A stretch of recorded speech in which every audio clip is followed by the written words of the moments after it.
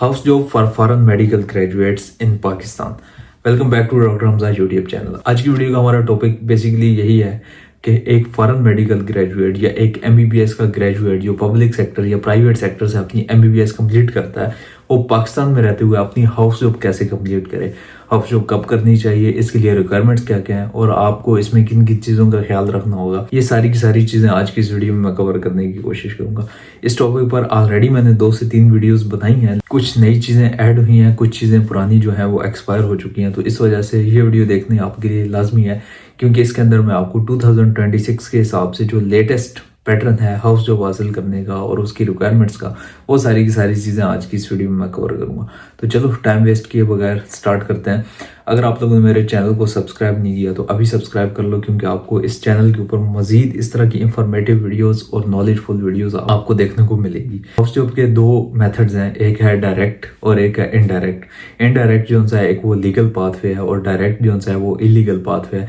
Direct pathway मैं आपको बाद में बताऊंगा, उससे पहले इनडायरेक्ट पाथवे जो है उसके ऊपर थोड़ी सी रोशनी डालते हैं। अब इनडायरेक्ट पाथवे में आपकी एप्लीकेशंस आ जाती हैं, आपके मेरिट कैलकुलेशन फार्मूलाज आ जाते हैं, आपकी रिक्वायरमेंट्स आ जाती हैं, डॉक्यूमेंटेशन आ जाती है, एक्स्ट्रा सर्टिफिकेट्स आ जाते हैं, हॉस्पिटल राउंड्स शामिल होते हैं। जबकि जो डायरेक्ट वे है उसके अंदर क्या चीज़ें हैं वो जानने के लिए आपने वीडियो लाजमी एंड तक देख लेनी है। अब इनडायरेक्ट वे में आपको मैंने जितनी भी चीज़ें बताई हैं, application, merit formula, hospital round, ये सारी चीज़ें मिलाकर भी एंड पर आपको 20 से 25% चांसेस होते हैं कि आपको किसी अच्छे हॉस्पिटल के अंदर हाउस जॉब मिल जाए। जैसा कि मुझे पता है कि मेरी मैक्सिमम ऑडियंस जो उनसी है वो फॉरेन मेडिकल ग्रेजुएट्स हैं, तो फॉरेन मेडिकल ग्रेजुएट्स की जो हाउस जॉब होती है वो अनपेड होती है। वो एक किस्म की आपकी अनपेड मजदूरी है। 36 घंटे आपने हॉस्पिटल में ड्यूटीज करनी है और वो भी 0 रुपीज हासिल किए, पूरा 1 साल। आपने एमबीबीएस का एक बहुत हार्ड पाथवे सिलेक्ट किया और उस पाथवे का जो एंड पे निचोड़ निकलता है वो होती है जी आपकी हाउस जॉब। हर बंदे की ख्वाहिश होती है कि वो किसी अच्छे हॉस्पिटल से, किसी सरकारी हॉस्पिटल से या फिर पेड हाउस जॉब हासिल करे। लेकिन फॉरेन मेडिकल ग्रेजुएट्स के लिए मैंने आपको ऑलरेडी बताया कि टोटली अनपेड हाउस जॉब करना पड़ती है। उसके पीछे रीज़न ये है कि पाकिस्तान में ऑलरेडी सीट्स इस तरह की होती हैं कि जो आपका मेरिट है वो सबसे पहले पब्लिक सेक्टर वाले स्टूडेंट्स को मिल जाता है, फिर उसके बाद प्राइवेट मेडिकल स्टूडेंट्स को मिल जाता है, और फॉरेन मेडिकल स्टूडेंट्स के लिए बहुत ही लिमिटेड सीट्स एंड पे जाके बचती हैं। बात कर लेते हैं थोड़ा सा पेड और अनपेड हाउस जॉब हासिल करने का तरीका। तो जो पेड हाउस जॉब है वो आपको कुछ ऐसे हॉस्पिटल्स फ्राहम कर देते हैं जिनके अंदर हाउस ऑफिसर्स की रिक्वायरमेंट पूरी नहीं हो रही होती और उनको अशद ज़रूरत होती है हाउस ऑफिसर्स की। उनको स्टाफ चाहिए होता है अपने पेशेंट्स के साथ डील करने के लिए, और ऐसा स्टाफ चाहिए होता है जो अपना एक्सपीरियंस भी गेन करे और उनके साथ जो एक्सपीरियंस उनके साथ जो प्रैक्टिकल वर्क में सपोर्ट भी करे। तो ऐसे हॉस्पिटल्स आपको थोड़ी बहुत हाउस जॉब के दौरान पेमेंट दे देते हैं, लेकिन मोस्टली वो हॉस्पिटल्स जस्ट प्राइवेट हॉस्पिटल्स होते हैं और थोड़ी लो क्वालिटी के हॉस्पिटल्स होते हैं।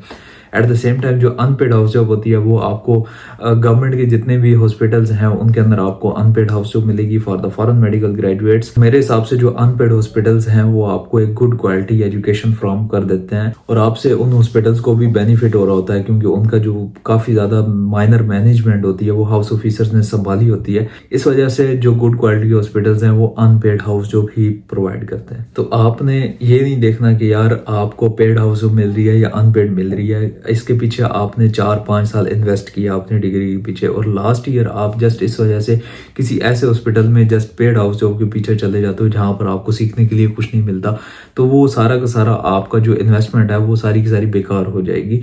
इस वजह से आपने कोशिश ये करनी है कि आपने किसी गुड क्वालिटी हॉस्पिटल में जाना है जहां पर आपको हैंड ऑन प्रैक्टिस एक्सपीरियंस जो है वो सबसे ज़्यादा मिले। तो आपने टीचिंग हॉस्पिटल्स की सिलेक्शन करनी है। अगर बात करें रिक्वायरमेंट्स की, तो आपकी डिग्री, आपकी PRMB, आपके डॉक्यूमेंट्स, जो आपका नेशनल ID कार्ड है, आपका पासपोर्ट, आपके पासपोर्ट की फ्रंट बैक की पिक्चर्स, और उसके साथ साथ आपकी जो वीज़ाज होते हैं, ये सारी चीज़ें रिक्वायर होती हैं PRMP की रिक्वायरमेंट में और हाउस जॉब की रिक्वायरमेंट में। जब आपको PRMP मिल जाता है तब आप किसी भी हॉस्पिटल में जाकर अपनी हाउस जॉब की एप्लीकेशन फिलअप कर सकते हो। अब जो हाउस जॉब होती है वो without any care of domicile होती है। आपका डोमिसाइल किसी भी प्रोविंस का बना हुआ है, आप किसी भी सिटी में जाकर हाउस जॉब कर सकते हो। लेकिन जो आपको परमानेंट जॉब मिलती है after completion of your house job और after getting permanent licence from PMDC, जो आपको एक परमानेंट जॉब मिलती है वो आप जस्ट उस प्रोविंस में कर सकते हो जिस प्रोविंस का आपके पास डोमिसाइल होता है। अब कुछ स्टूडेंट्स का ये क्वेश्चन होता है कि यार हम पहले एग्जाम अटेम्प्ट करें या पहले हाउस जॉब की तरफ जाएं। एग्जाम से मुराद NRE स्टेप 1 है। तो अब काफ़ी स्टूडेंट्स ऐसे होते हैं जब वो पाकिस्तान पहुंचते हैं उस टाइम एग्जाम करीब होता है और उनकी प्रिपरेशन ऑलरेडी होती है, तो इस वजह से उनकी ये कोशिश होती है कि यार हम पहले एग्जाम क्लियर कर लें, उसके बाद टेंशन फ्री होकर हम अपनी हाउस जॉब के ऊपर फोकस करके हाउस जॉब करेंगे। तो अगर आपके पास कम टाइम बचा और आपकी प्रिपरेशन अच्छी है तो आप एनआरई स्टेप 1 अटेम्प्ट कर सकते हो।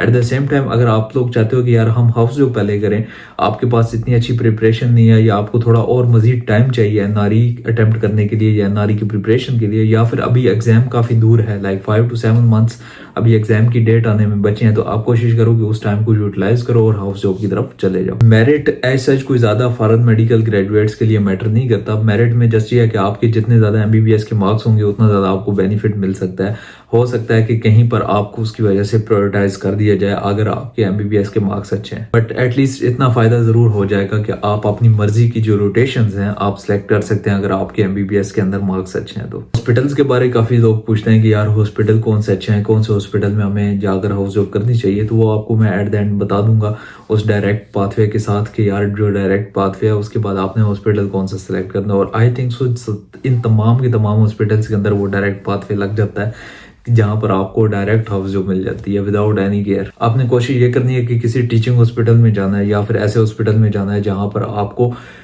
धड़ल्ले से आपको मतलब एक्सपीरियंस हासिल करने की इजाज़त दी जाए, जहां पर आप पेशेंट्स के साथ बात कर सकें, पेशेंट्स को आप ट्रीट कर सकें, और कोशिश करें कि पेरिफेरीज में काम करें। पेरिफेरीज में यह है कि आपके पास पेशेंट्स के नंबर जो हैं वो काफ़ी ज़्यादा होते हैं, आप इजीली पेशेंट के साथ इंटरेक्ट कर सकते हैं और उसके साथ साथ आप उनके लिए मैनेजमेंट और फॉलोअप वगैरह कर सकते हैं। हॉस्पिटल सिलेक्शन के टाइम आपने 2-3 चीज़ों का मेन ख्याल रखना है। एक तो आपने कोशिश करनी है कि गवर्नमेंट हॉस्पिटल हो, वो आपको पे नहीं करेंगे, अलबत्ता आपको काफ़ी अच्छा एक्सपीरियंस दे जाएंगे। एट द सेम टाइम आप सेमी गवर्नमेंट में भी जा सकते हो, वो आपको थोड़ा बहुत पे भी कर देंगे, लेकिन वहाँ पर सम टाइम ऐसा होता है कि जो पब्लिक होती है, जो पेशेंट्स होते हैं वो सारे के सारे पेड पेशेंट्स होते हैं, उन्होंने फी पे की होती है डॉक्टर की, तो वो ज़्यादा हाउस ऑफिसर्स को छेड़ाछाड़ी करने की इजाज़त नहीं देते। इस वजह से आप लोग बस पीछे खड़े होकर देखते रहते हो, वो एक किस्म की आपकी ऑब्जर्वरशिप हो जाती है। अब सेमी गवर्नमेंट में आपके CMH हो गया, मेडिकल कम्प्लेक्स हो गया, इस तरह के जो गवर्नमेंट और प्राइवेट मिक्स इदारे होते हैं वो सारे के सारे सेमी गवर्नमेंट में आ जाते हैं। वहाँ पर आपको फ्रीडम नहीं मिलती, वहाँ पर आप अपनी मर्जी से वहाँ पर पेशेंट्स के साथ इंटरेक्ट नहीं कर पाते, पेशेंट्स का फॉलोअप नहीं कर पाते। कोशिश आपने ये करनी है कि जिस एरिया में आप रह रहे हो, जिस एरिया में आपके पेरेंट्स हैं, आपने कोशिश सबसे पहले ये करनी है कि आपने उसके करीब कोई अच्छा हॉस्पिटल देखना है।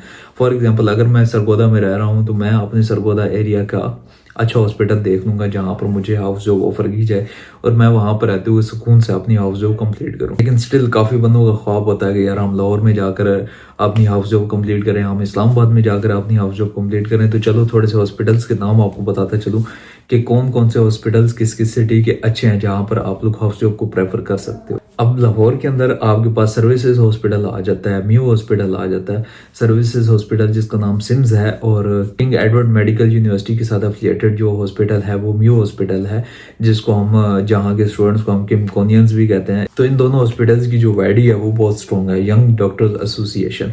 वहाँ पर कोई भी आपको किसी भी किस्म की कोई परेशानी होती है आप उनके साथ रिव्यू कर सकते हो और वो आपको इजिली उसके अंदर आपको कोई ना कोई पाथवे निकाल देते हैं, आपकी काफ़ी अच्छी गाइडेंस करते हैं, आपको रोटेशंस में हेल्प करते हैं और आपका एक पूरा पाथवे आपको एक्सप्लेन कर देते हैं। अब म्यू हॉस्पिटल में यह है कि आपके जो पब्लिक सेक्टर के स्टूडेंट्स होते हैं जिन्होंने पाकिस्तान के अंदर MBBS की होती है उनके लिए अलग शेड्यूल होता है, उनके लिए थोड़ा इजी शेड्यूल होता है, और जो फॉरेन मेडिकल ग्रेजुएट्स होते हैं उनकी डबल ड्यूटीज होती हैं, उनके लिए थोड़ा हार्ड शेड्यूल बनाया गया होता है। इसके साथ साथ जिन्ना हॉस्पिटल है, जिन्ना हॉस्पिटल में यह है कि वहाँ पर एक तो कंपटीशन बहुत ज़्यादा है और दूसरा कंपटीशन के साथ साथ आपके पास चॉइस नहीं बचती कि यार आप किस फील्ड में जाना चाहते हो, आप कौन सी फील्ड में रहकर अपनी हाउस जॉब कंप्लीट करना चाहते हो, वहाँ पर आप अपनी मर्जी की फील्ड सेलेक्ट करने में आपको दुश्वारी होती है। इसके बाद अगर हम इस्लामाबाद की बात करें तो वहाँ पर शिफा इंटरनेशनल हॉस्पिटल, सिम्स हॉस्पिटल और होली फैमिली हॉस्पिटल सरे फहरिस्त हैं जो आपको इंटरनेशनल स्टैंडर्ड्स के मुताबिक आपको हाउस जॉब ऑफर करते हैं। कराची में आगा खान हॉस्पिटल हो गया, जिन्ना हॉस्पिटल हो गया,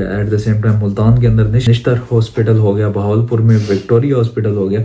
तो इस तरह डिफरेंट सिटीज़ में काफ़ी अच्छे अच्छे हॉस्पिटल्स मौजूद हैं जहाँ पर आपको अच्छे किस्म की हाउस जॉब फ्राहम की जाती है।